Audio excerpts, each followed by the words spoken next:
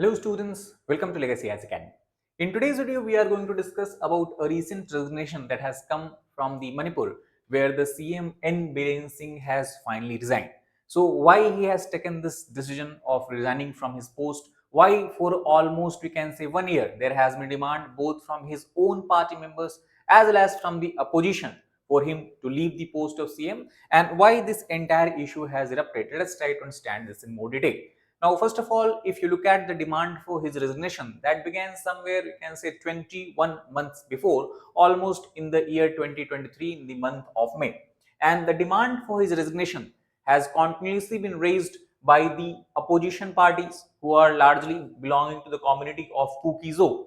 Later on, we'll discuss that in Manipur, we have several different ethnic communities. So, Kuki-Zo is one of the tribal community that resides in the hill areas of Manipur.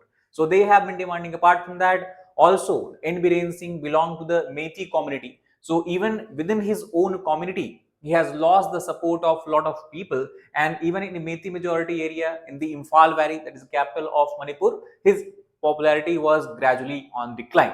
And third, the withdrawal of support by a key NDA partner ally of BJP in the Manipur. So these three main regions. Apart from that, also recently many of his own colleagues from his own party, they were very unhappy and they began to apply pressure on the central government or main BJP leadership, we can say, to ask Biren Singh to resign from his post. So after all these 20 months of such events, such we can say demand, finally he has resigned as a chief minister of Manipur. Now, the demand for resignation, as we discussed, came from recently a Kuki-Zo group, which is a tribal community group, and the 10 MLAs from the community who were part of the BJP leadership. So they have held Singh responsible for the ethnic conflict in the state. Now we know that Manipur is an ethnically diversified state where you have Naga community, then you have the Kuki-Zo community, and in the valley areas, then you have the Meitei community.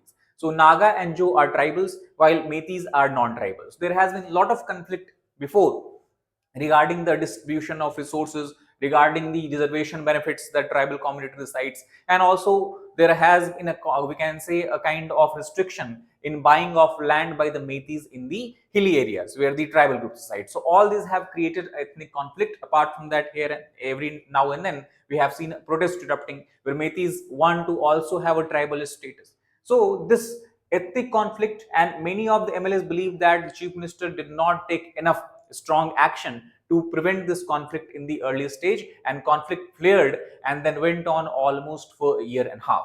So also rumbling within his own rank began to grow loud last year and have since intensified. The reason is because many of his own party members, the we can say the ministers and the MLAs, began to understand that if he does not resign, then in the next election, assembly election, it is quite possible that BJP and their ally will not get enough vote to form the government. So it was driven also to some extent by the self-interest of these political leaders as well.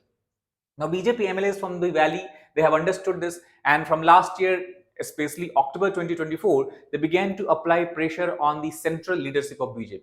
For this, they went to the New Delhi. They have tried to meet the Home Minister Amit Shah. They tried to meet even the Prime Minister office seeking the replacement of the CM. However, almost for a year, the BJP central leadership has continued to back N Biren Singh, and that is why he did not have to resign.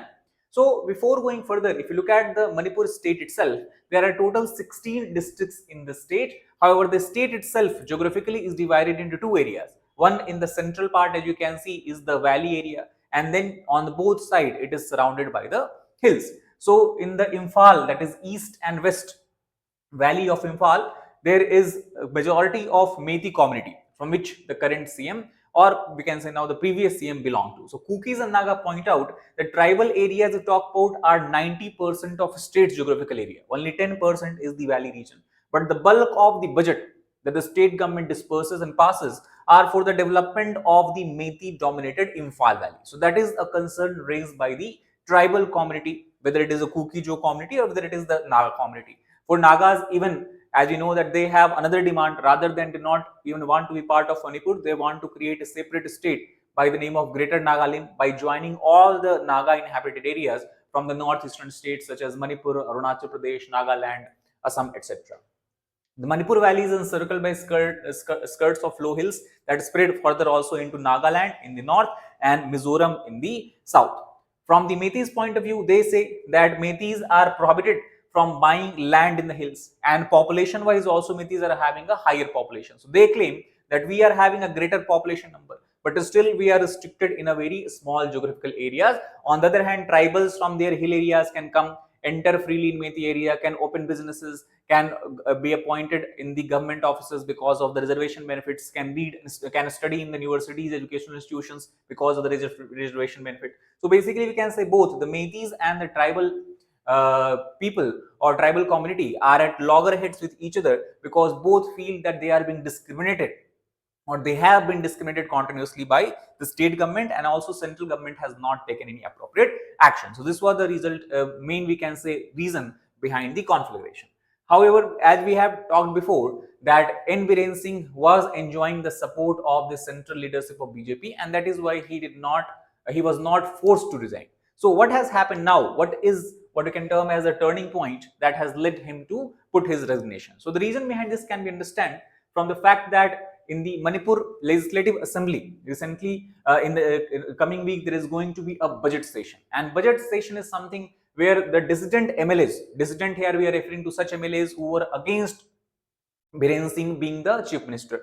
So they have said that they are prepared to take an unprecedented and drastic move if the central government or the central leadership of BJP do not intervene. Now, what was this unprecedented and drastic move? They have said that they will join hands with the Congress MLAs who are going to put forward a no confidence motion against the government led by the Biren Singh. So this would have been a kind of loss of face to the BJP, because it is the BJP's MLAs who are then collaborating with the Congress MLAs, and then they're putting no confidence motion against the government. So basically, it was this drastic move that the central leadership did not wanted to MLAs to proceed with.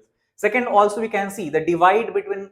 We look at the party itself. There were some members who were loyal to the N Biren Singh, and some of the members were what we can term as dissidents that they wanted Biren Singh to go or to be gone from the chief ministership. So this divide also has increased in the recent time, and that could have fractured the entire Bharatiya Janata Party's leadership itself. That was other concern that the central leadership has taken into consideration.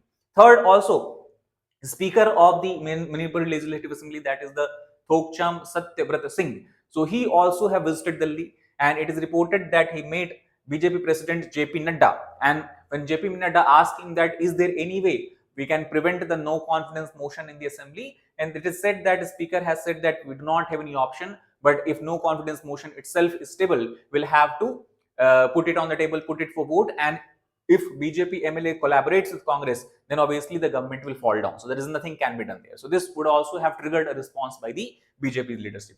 And last, recently the minister in the Manipur government, Minister of Rural Development and Panchayati Raj, Yumnam Khemchand Singh, also has warned in his recent meet with the Home Minister Amit Shah that if Biren Singh do not resign or is not replaced, they said state government would likely collapse. Nothing can be done there. So all these changes that we are seeing is what we can call as a turning point behind the change in the support from the central leadership to the BMC. Apart from that, majority of the MLAs, whether it is from the BJP, NPF, that is ally of BJP Naga People's Front, or the NPP, National People Party, they were demanding continuously his resignation. Most recently also the Supreme Court has asked the CFSL, that is Central Forensic Scientific Laboratory, to provide a sealed cover report. Now, what this report was all about? This report is examining the leaked audio tapes that has come from Manipur, where allegedly many of the critics have pointed that Biren Singh has played a role in fueling the ethnic conflict. So, because of this, if suppose this matter is examined by the Supreme Court, and if it indeed if found to be correct, it would have caused a loss or would have caused a crisis in the BJP leadership. It would lead a kind of it would have made Biren Singh's leadership as a kind of liability for the government. So that is why the Singh's party colleagues were also opposed to him, and all these steps taken by the Supreme Court as well would have propelled the BJP to let him go. Also, this we can understand from the point of view of the recent changes that has been made in the policy front by the BJP. So currently the central government is trying to initiate a series of steps to increase the border security and control the law and order situation. In this regard, recently, former Union Home Secretary has been appointed as a governor of the state of Manipur. So it is believed that if Biren Singh was allowed to continue as a chief minister of the state, and if a no confidence motion would have passed, and suppose it would have led to the fall of government, that would have derailed the attempts of the central government to ensure the national security along the Indo-Myanmar border. So the national leadership did not want these efforts to be overshadowed either by the political crisis, and it is precisely because of this.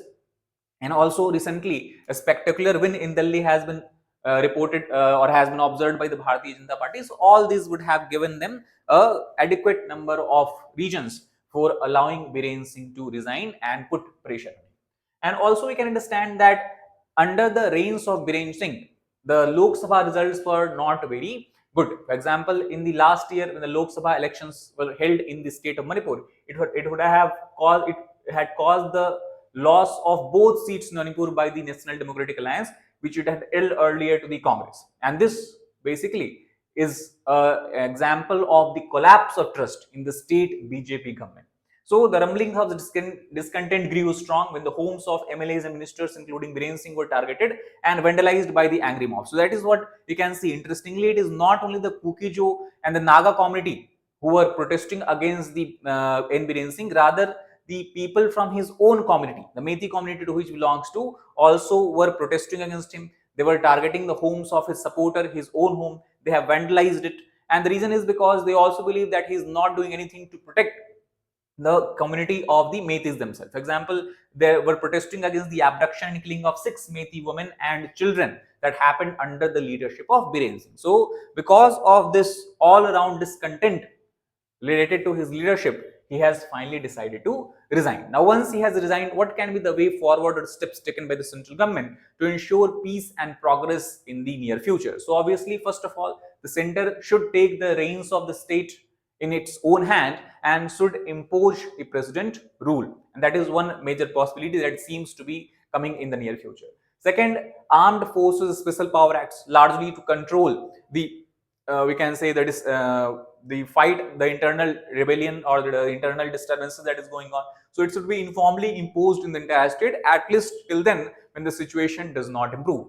And third, to begin demobilization of existing insurgent groups like the Arambai Tengal group, the Meitei Lipan group, as well as many Kuki groups that is operating in these areas. So that should be the main objective of the state central government that it should try to achieve by imposition of AFSPA.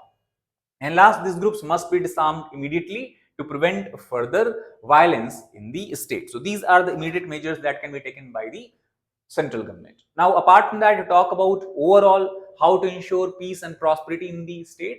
So obviously, any normalcy that can be brought in the state is only possible if the authorities who are in charge are expeditiously investigating the cases resulting in the killing of more than 200 people that has happened in last 1.5 years, and try to bring to book the perpetrators of the violence, no matter to which group they belong to.